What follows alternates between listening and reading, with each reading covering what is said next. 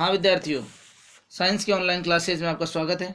कक्षा 6-7 के लिए आपके फिर वही जल का जो टॉपिक था हमारा थोड़ा सा शेष बाकी था, उसको कंप्लीट कर लेना है आपको। हमें कुछ उसमें शेष है।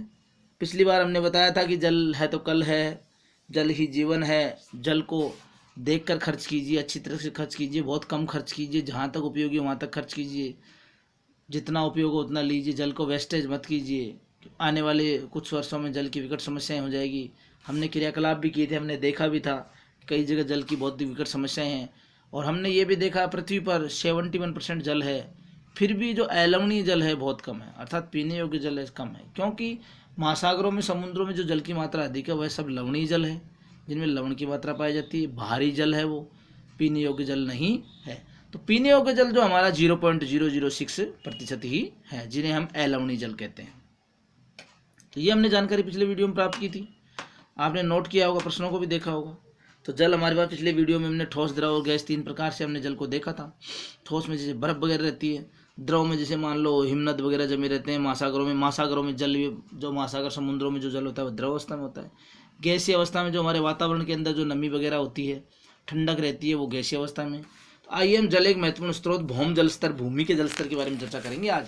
भूमि में जल स्तर देखिए, यदि हम किसी जलाशय के निकट भूमि में गड्ढा खोदें तो हम वहाँ की मृदा आर्द्र मिल जाएगी हमें। यानी हम किसी जलाशय के निकट हम गड्ढा खोदें तो वहाँ की जो नमी मिट्टी है ना, उसमें नमी पाई जाएगी। आखिर वो नमी कहाँ से आई? तो मृदा में आर्द्रता भूमिगत जल की उपस्थिति को इंगित करती है। यानी कि आर्द्रता इसलिए आई कि भूमि के अंदर जल तो है, इसका मतलब तभी तो नमी हुई है। तो जैसे हम गड्ढा खोदेंगे तो नीचे मिट्टी गीली नजर आएगी, और खोदते जाएंगे तो और गीली हो जाएगी बिल्कुल। इसका मतलब मिट्टी में आर्द्रता है, मिट्टी में क्या है? नमी है। तो इससे हमें ये एक बात का ज्ञान होता है कि मतलब भूमि में भी जल है नीचे की ओर।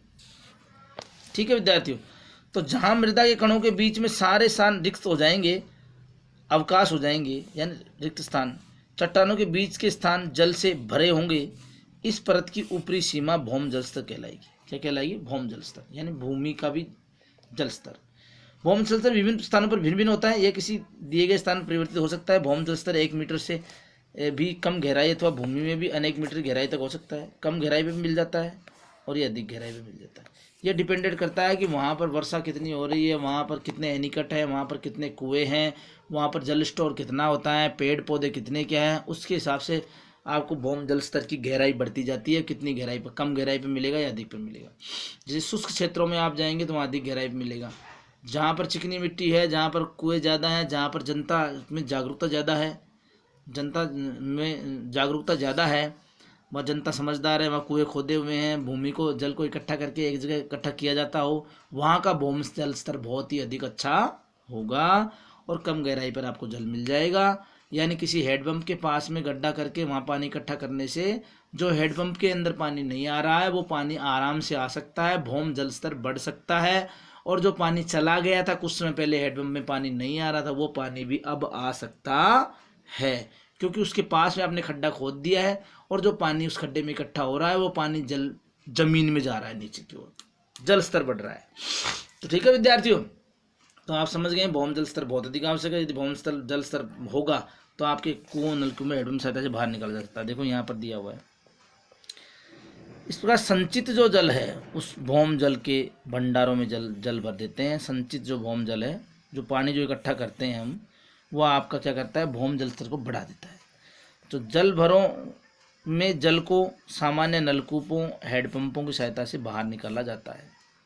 तो ध्यान रखना आप कि वर्षा का जो जल है, नदियों का जल है, तालाबों का जल है, जो भूमि के नीचे गहराई में चला जाता है और वह जल स्तर को बढ़ाता है, भौम जल स्तर को बढ़ाता है। फलस्वरूप हमारे आसपास पानी की कमी नहीं होती है। इसलिए हमें जागरूक बनकर सोचना चाहिए, जहाँ पे जल, पानी का वेस्टेज जा रहा है पानी, उसे एक गड्ढे में इकट्ठा करना चाहिए। तो विद्यार्थियों, आप जल के बारे में जानकारी ले रहे हैं, तो जितनी जानकारी मेरे पास उतनी देने का प्रयास कर रहा हूँ। आप बने रहिए वीडियो के अंदर।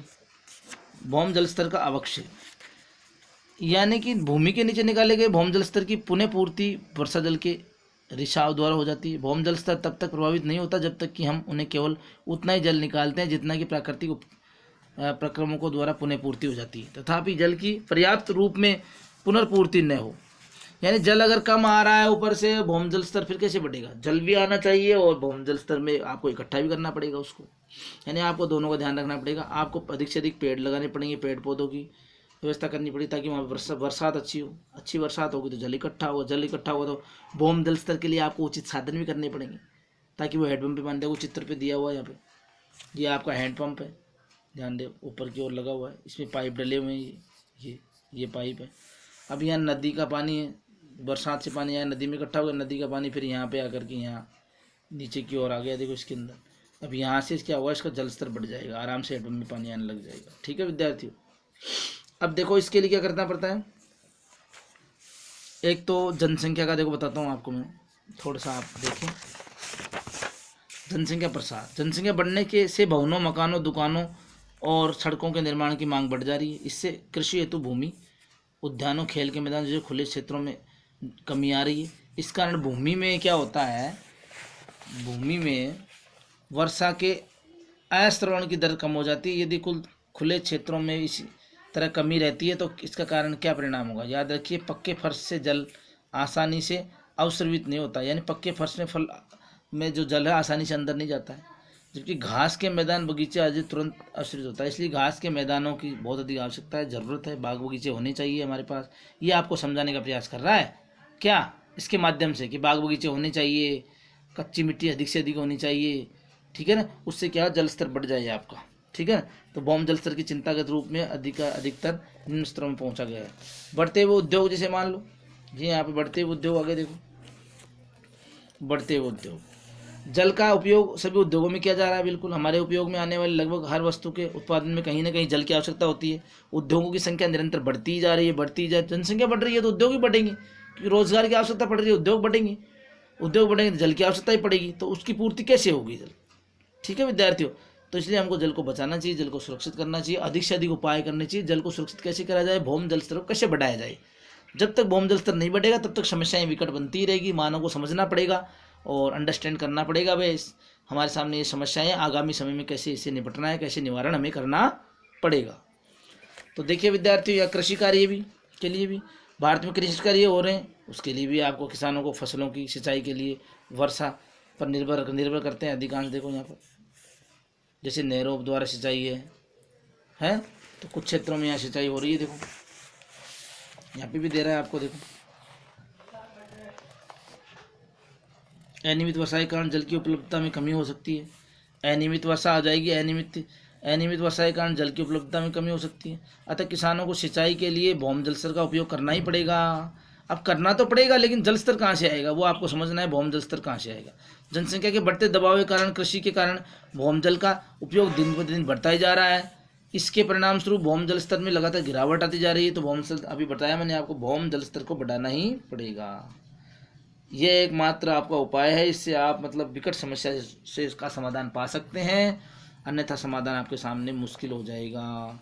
जल का वितरण यानी जल का बांटना, जल का डिवाइडेशन। अनेक कारणों से विश्व में विभिन्न क्षेत्रों में पाए जाने वाले जल के वितरण की बहुत अधिक असमानताएं हैं। यानी जल को बांटना, जल को बढ़ाना, जल को भेजना इधर उधर, उसकी भी असमानता पाई जाती है। कुछ स्थानों पर अच्छी वर्षा हो जाती है, वह जल से समृद्ध है, और इसके विपरीत रेगिस्तान जहाँ है वहाँ जल है ही नहीं बिल्कुल। यानी कहीं तो जल बहुत ज़्यादा है, कहीं जल की कमी आ रही है, वितरण समान नहीं है, असमान वितरण है। तो भारत बहुत विशाल देश है, तो सभी क्षेत्रों में एक समान रूप से वर्षा नहीं होती है, बिल्कुल सही है। कुछ स्थानों पर अत्यधिक वर्षा होती है, कुछ स्थानों पर वर्षा कम होती है, और अत्यधिक वर्षा के कारण प्राय बाढ़ भी आ जाती है, कई जगह बहुत ज़्यादा अतिवृष्टि हो जाती है, कहीं अनावृष्टि, कहीं अतिवृष्टि। अतः हमारे देश में एक समय में कुछ क्षेत्रों में बाढ़ और सूखा, कुछ में सूखा हो सकता है। तो असमान वितरण भी हमारे एक समस्या है। ठीक है विद्यार्थियों, असमान वितरण, जल का जो असमान वितरण है वो भी हमारे बीच में एक बहुत बड़ी समस्या है। देखिए हमारे पास ये भारत का नक्शा दिया हुआ है, यहाँ पे क्षेत्र दिए हुए हैं जलीय। अब देखियो जल प्रबंधन, ठीक है, तो जल प्रबंधन के अंदर बताया मैंने आपको, देखो समझना थोड़ा सा। कक्षा 6 में भी आपने पढ़ा था, थोड़ा सा और पहले भी पढ़ा था, कॉमन वीडियो से 7 के लिए भी है। तो ये संभव है कि गंतव्य स्थान पर नहीं पहुंच पाए। जब नगर प्राधिकरण पाइपों द्वारा जल की आपूर्ति करते हैं तो संभव है कि जल गंतव्य स्थान तक नहीं पहुंच पाए। आपने संबंधित जल आपूर्ति में पाइपों में रिसाव देखा होगा, यानी जल में अगर जल का रिसाव हो रहा है तो उसको आपको समाधान करना चाहिए। जिससे बड़ी मात्रा में जल पाइपों में रिसकर बह जाता है। नागरिक अधिकाधिक उनका उत्तरदायित्व है कि बहुमूल्य जल को इस प्रकार व्यर्थ होने से रोका जाए। जल प्रबंधन बताया जा रहा है यहाँ पर। जल का प्रबंधन यानी जल जो आ रहा है, जल हमें जो मिल रहा है, उसका ठीक प्रकार से रख रखाव करना जल प्रबंधन कहलाता है। यानी जल कहाँ जा रहा है, कब आ रहा है, कौन सी नली में जा रहा है, कौन से घर में जा रहा है, नल लगे हुए हैं, नल फूटा हुआ तो नहीं है, कहीं वेस्टेज पानी तो नहीं जा रहा है। इस प्रकार जल का प्रबंधन हमें करना है और जल को संग्रहण करना है। जल को बारे में इस प्रकार हम जल को, और हमें जो किसान वगैरह हैं हमारे जो खेत वगैरह में जो काम में लेते हैं, तो उसमें भी देखो आपको किसानों को भी आपको बताना है, समझाना है। कई किसान तो लेते हैं, किसान अपने खेत में जल का उपयोग मितव्ययता से कर सके। किसानों को भी बताना पड़ेगा भाई, जहाँ पर ऐसी ज़मीन है, जहाँ पर ऐसी मिट्टी है, जहाँ पानी जल्दी पानी डालते ही पानी अंदर चला जाता है, मिट्टी कण दूर दूर हैं, रेतीली मिट्टी है, तो वहाँ संभवतः ड्रिप बूंद तंत्र विधि द्वारा व्यवस्था में आप प्रयोग सहयोग करें। ड्रिप सिंचाई व्यवस्था द्वारा कम व्यास वाले पाइपों द्वारा पौधों को पानी देने की तकनीक, और जो सीधे उनकी जड़ों तक पहुंच जाए। तो इस प्रकार विद्यार्थियों, उम्मीद करता हूं कि आपको ये वीडियो समझ में आया होगा। आप वीडियो को जब भी देखें तो सब्सक्राइब ज़रूर करें एक बार। तो मिलते हैं अगले वीडियो में। इसके बाद ये आज का टॉपिक हमारा समाप्त हो गया है। 2 वीडियो में पार्ट 1 पार्ट 2 में 6-7 के लिए कॉमन वीडियो था जल। तो जल है तो कल है, जल ही जीवन है। जल कहाँ से आता है, जल का रख रखाव, जल की सुरक्षा, जल कहाँ कहाँ काम में आता है, किस किस में काम होता है, जल को कैसे बचा सकते हैं, जल का हम प्रबंधन कैसे कर सकते हैं, तो ये हमें जल के बारे में जानकारी में हमने ली है। तो ठीक है विद्यार्थियों, मिलते हैं अगले वीडियो में इसके बाद। ओके, बहुत बहुत धन्यवाद। असाइनमेंट आप डालते रहिए और वीडियो को सब्सक्राइब करें। Best of luck.